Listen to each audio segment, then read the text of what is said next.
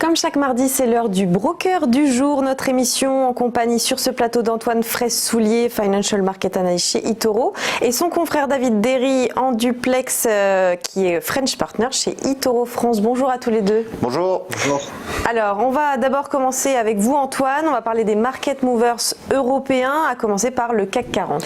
Oui, le CAC 40 qui, la semaine dernière, a signé sa plus mauvaise performance hebdomadaire depuis la fin mai, en raison, évidemment, l'accélération de la propagation du virus et notamment les mesures de confinement qui ont suivi.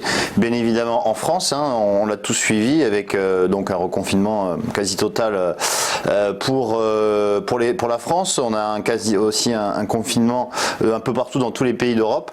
Et du coup, les marchés ont signé leur plus mauvaise performance donc depuis 5 mois. On le voit, le CAC 40 donc, a perdu 6% la semaine dernière. Il est venu d'ailleurs casser finalement le niveau de support qui constituait, qui était valable sur le CAC 40 depuis maintenant plusieurs mois.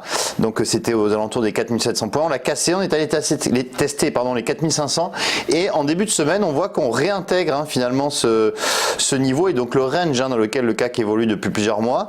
Et finalement, donc les investisseurs reviennent sur les actions, plus 2% hier, car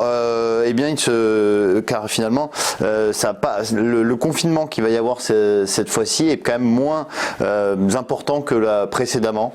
Et donc, on a également les résultats d'entreprise qui sont plutôt bons pour le troisième trimestre. Et donc, les investisseurs finalement reviennent sur les actions en ce début de semaine. Alors, on a parlé du secteur bancaire tout à l'heure avec la Société Générale qui est très touchée. Oui. Qu'en est-il de la BNP Paribas? Alors BNP Paribas, qui est la première banque européenne, je le rappelle, donc a publié des résultats ce matin.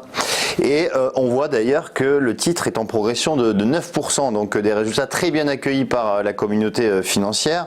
Pourquoi? Parce que BNP a publié un bénéfice net largement supérieur aux attentes à 1,9 milliard d'euros donc sur le trimestre, ce qui est quand même très bon bénéfice. Donc les analystes attendaient 1,5 milliard de bénéfices, donc largement supérieur. Et BNP a fait preuve de résilience dans quasiment tous ses domaines d'activité, notamment dans la banque d'investissement. C'est surtout ça qui a permis au groupe de réaliser un bénéfice, à l'image un petit peu des banques américaines qui ont publié il y a 2 ou 3 semaines maintenant des bons résultats.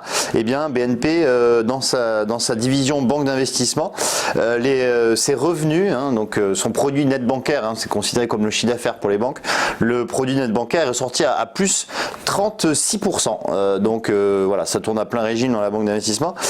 Ensuite, dans les autres divisions, notamment la banque de détail, BNP a limité les dégâts. Et voilà, donc ça donne des résultats très bons. Et les investisseurs ne s'y trompent pas, puisque on voit ce matin que le titre est en progression de 9%. Et finalement, il revient finalement sur les niveaux de la semaine précédente, avant la forte chute de la semaine précédente. Alors la dernière performance du jour, c'est Total, avec un résultat en hausse. Voilà, Total a publié en fin de semaine dernière et on voit que depuis cette publication, on a un titre qui progresse significativement. Aujourd'hui, plus 6%. Hier, le titre a été la plus forte hausse du CAC à plus 5%.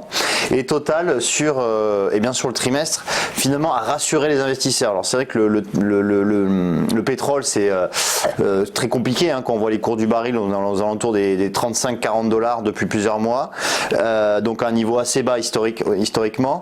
Et Total, malgré ces conditions compliquées, avec une demande qui ralentit aussi, a réussi à dégager un résultat net 850 millions de $, donc Total publié en dollars, 850 millions de $, ce qui est pas négligeable finalement sur le trimestre, notamment, et surtout Total a réitéré le fait qu'elle allait distribuer des dividendes pour l'année 2020, c'était encore en suspens, et un dividende qui est pas négligeable, c'est 66 centimes par action, donc ça représente à peu près 10% de rendement pour l'action Total, et c'est pour ça que finalement elle a toujours un attrait important pour les investisseurs. Voilà, donc on a plutôt un beau rebond sur l'action Total qui pourrait se poursuivre dans les prochaines semaines.